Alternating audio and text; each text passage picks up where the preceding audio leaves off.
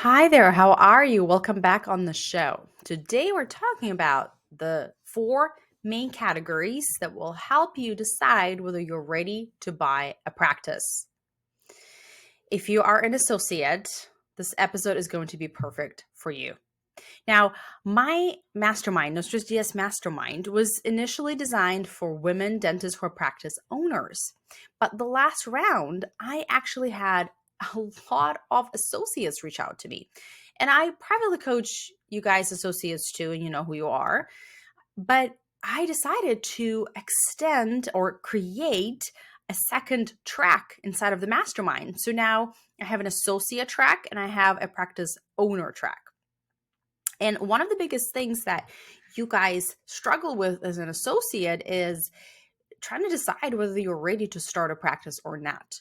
So, what I did is, after coaching for almost 10 years now, practice owners and associates, just women dentists in general, I have noticed that there are these four main categories that if you figure out the answers for them, then you have a clear decision, a yes or no, to own a practice or buy an existing practice or start a practice.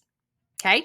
And so I've created a practice readiness calculator. I've created a tool that you punch in your numbers, and within a minute or two, it gives you the result. It gives you the answer whether you're ready to start a practice or not. And not only that, it also tells you if you're not ready, what do you need to do, what steps you need to take in order to be ready. And it even gives you a timeline, right? You're going to be ready in 1 or 2 years. You're going to be ready in 6 months. You're ready in 12 months. You're ready right now. Begin actively doing these things. So this tool has been so helpful for many of you because I hear that. And uh, one of the masterminders that took the practice readiness calculator and started a practice has been in practice for the last 6 months and is on track to make her first million in the first year in private practice. So exciting as a general dentist. So this calculator created this result, and I decided that I want to share it with you today on the podcast.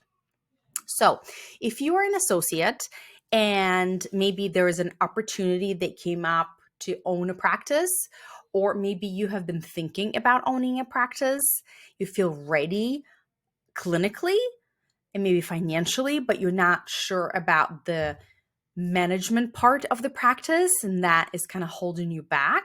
Today's episode is going to help you create or gain more clarity around that. So, if you want to decide whether you're ready to start a practice, you want to look at four areas of your life to get an answer. So here are the four key areas. One, you want to look at your financial readiness. Two, you want to look at your personal timing. Three, you want to look at your professional readiness. And four, you want to look at market factors. Okay. So we're looking at financial, personal timing, professional readiness, and market factors. And in each of these areas, there are three or four things that I want you to answer. And again, the calculator that I have for the mastermind actually has numerical value to each answer. As I give you examples, it will start making more sense. And that's how the calculator immediately gives you an answer. But when you're working on it yourself in this podcast, and by the way, you don't have to, if you're listening to this podcast in the shower or you're driving, I'm going to leave this list in the show notes below so that you can just download and you have it in front of you and you can start working with it. So you don't have to pause and write down or memorize these things. I've got you. Okay. All right, so let's take a look. Financial readiness. It's 30% of your overall score, whether you're ready to own a practice, depends on your financial readiness. And the key four indicators that you want to look at in this category are your current savings. How many savings do you have?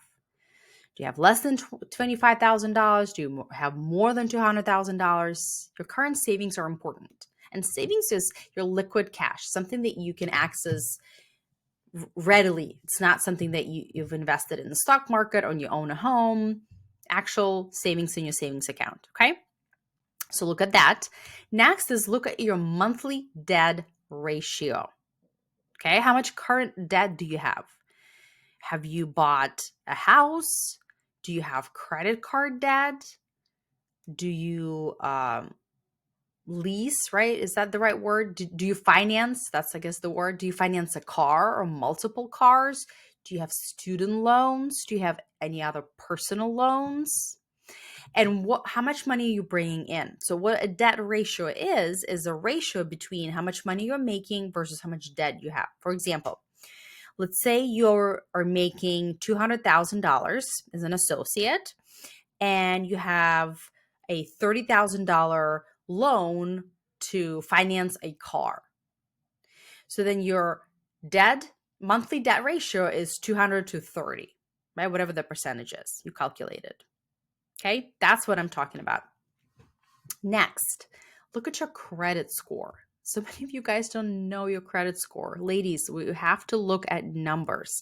And I know a lot of us don't want to look at numbers. Some of us don't even want to open the bills, and we just don't want to know because we think that things are not in good shape. But unless we look at it, we can't change it, right? And if you have a lot of mind drama around bills and money and savings and how well you are making decisions with your finances, that's a good time to come and get coached, because we can clean that stuff up very quickly so you can get to work and build wealth for you and your family. So your credit score. What is your credit score? Different categories from 650 to 700, 700 to 750, and so on, right? That will give you a number. Remember, I talked about how the calculator gives you numeric value based on your answer. That's what I'm talking about. When you take this calculator inside of the mastermind, if your credit score is less than 650, you get a 1, right? The score 1. If it's from 650 to 700, your score is 2. If it's from 700 to 750, your score is 3, and so on. And then all of these categories, I add up the score and it gives you an answer. But for you at home right now listening, obviously 650 is not as great as 800. So see where you're at least in general on this scale. So what's your credit score? And the last thing in the financial readiness category is your emergency fund. It's different from savings. I define it differently from savings.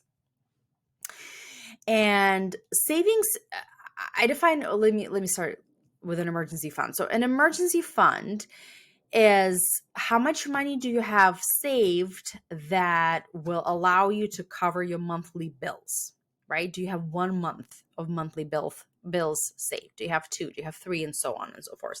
I like to think of an emergency fund as separate from my savings, because maybe I'm saving for something, but emergency fund is something that is untouchable unless there's an emergency, right? So for example, let's say in order for you, your monthly expenses in your household, let's say they're $20,000 a month.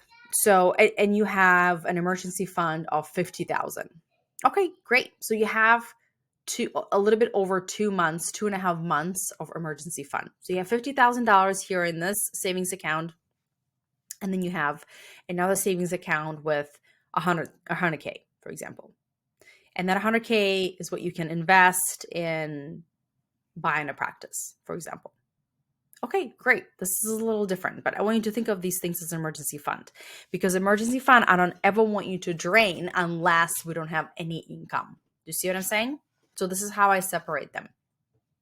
So that is your financial readiness. How much savings do you have? The actual number in dollars. What's your monthly debt ratio? What is your credit score? And lastly, your emergency fund. How much money do you have in your emergency fund? 1 month, 6 months of monthly expenses, a year, more than a year, things like that. Okay. So this first category will tell you, okay, this is where I'm at financially. The reason why we're looking at it is because when you start a practice, either startup or you buy somebody else's practice, you want to account for times when you may not have a very high cash flow.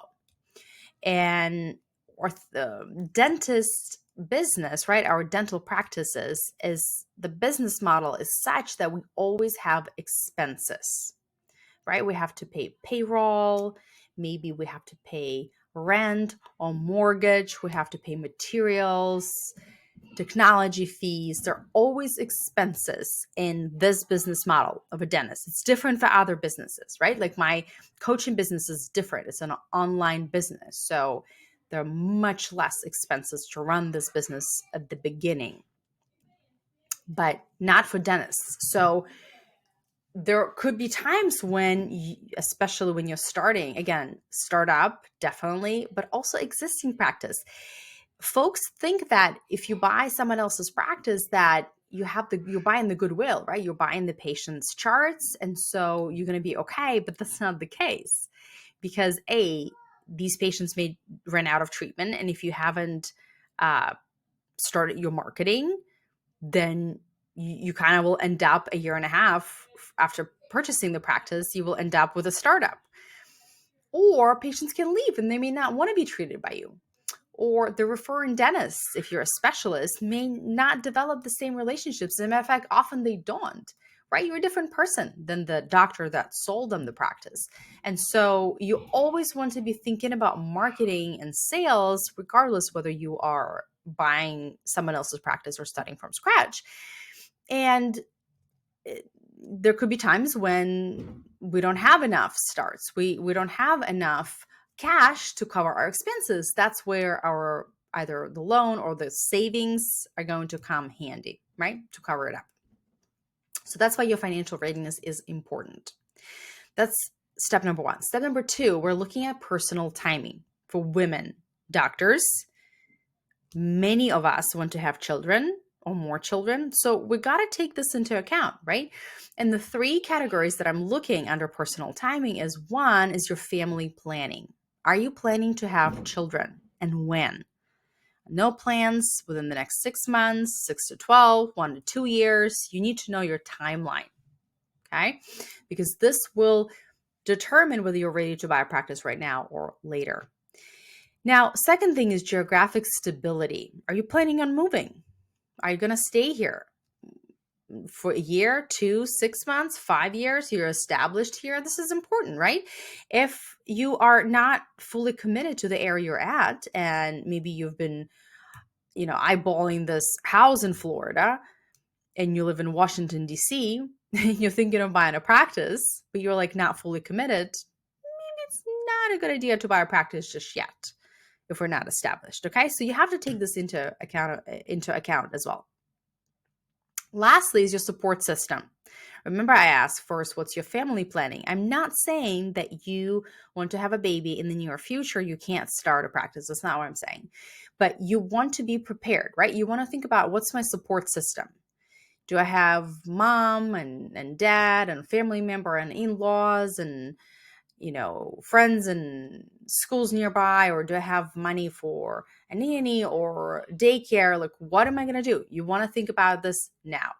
Okay. That's again where your personal savings may come handy, because you may not be paying yourself as much as you want at the beginning until you figure the whole practice ownership, or honestly, even if you're an established practice, well, not established practice owner, but you're an established associate, and you think that just because you are experienced in your field of dentistry, you're just going to be very successful. That's not exactly the case. It's not how it correlates. Your success does not directly correlate to your clinical skills. So you always want to be thinking about savings, because there are going to be months where you're not making as much as you want, and we need childcare. Okay. So support system. So again, I'm going to repeat these three things that you want to look into under the personal timing category. Family planning. When do you want to have a baby, or a second baby, or a third? Your geographic stability. Do you want to move in the near future? And what's your support system? All right, let's keep moving. So we looked at financial readiness and we look at personal timing.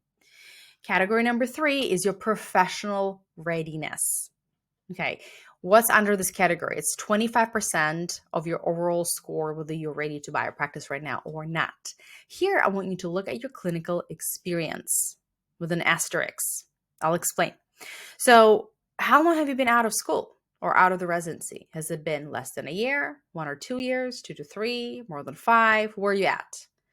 That's one aspect of it. But also another is how comfortable are you with procedures? Be honest, right? Don't be too cocky and don't be too modest, but be honest. Okay, I'm fairly confident or not. And I said with an asterisk because I've spoken to people who just recently graduated, but like me, they're foreign trained dentists, so they have had experience in their home country, and so technically they're a new graduate in the United States, but they have had experience in their country for several years. Use that number, okay? You want to be clinically comfortable, right? As a practice owner. Now, you don't have to be perfect. My perfectionists here, take note. You don't have to know every answer in order to own a successful practice and help a lot of patients. You don't have to walk into every consult and know exactly what you're going to do and never make mistake and never lose sleep at night. That's not realistic. It's a practice of dentistry. It's not a perfection of dentistry. Okay. A good doctor will always think about cases and sometimes not know what to do and reach out and find the answer.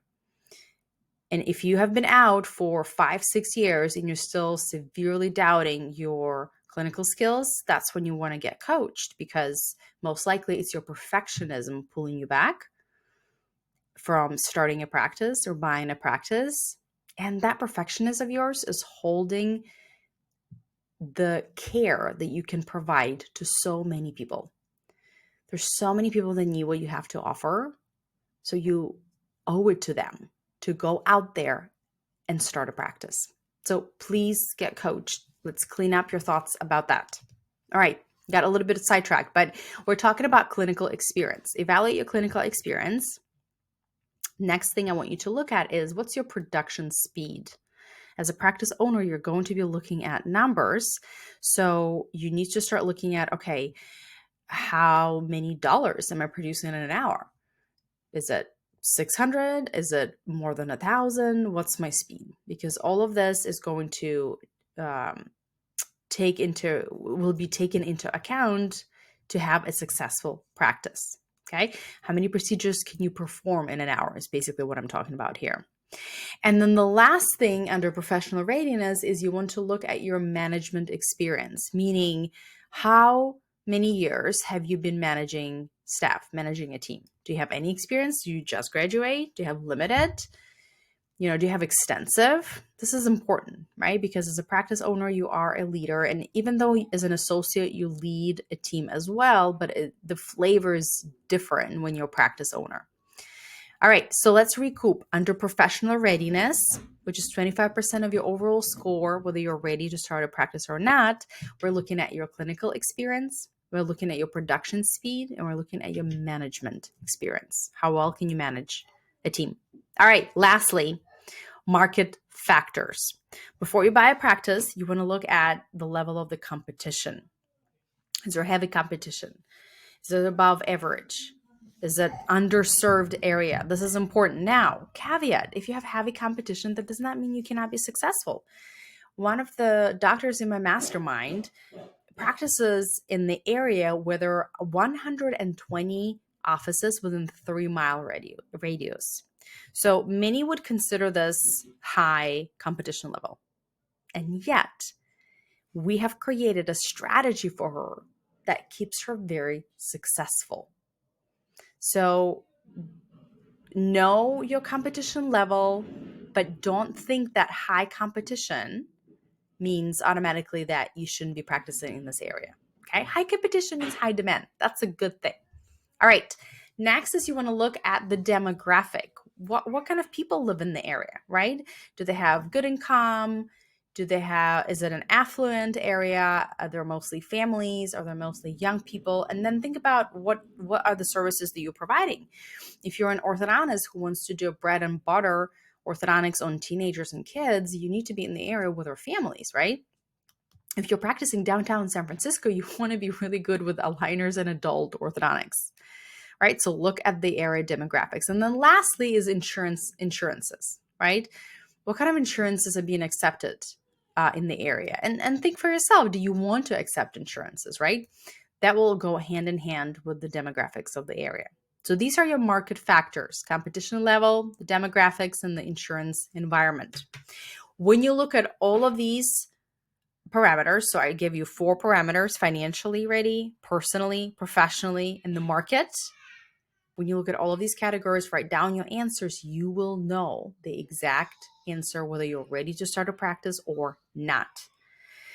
And like I said, I will link a document in the show notes of this episode so you can download all these categories. And if you want just fast answer, yes or no, and how soon, now or in a couple of years, in a couple of months, and the breakdown of the exact steps you need to do to prepare at each stage, that's what I have for you in the mastermind.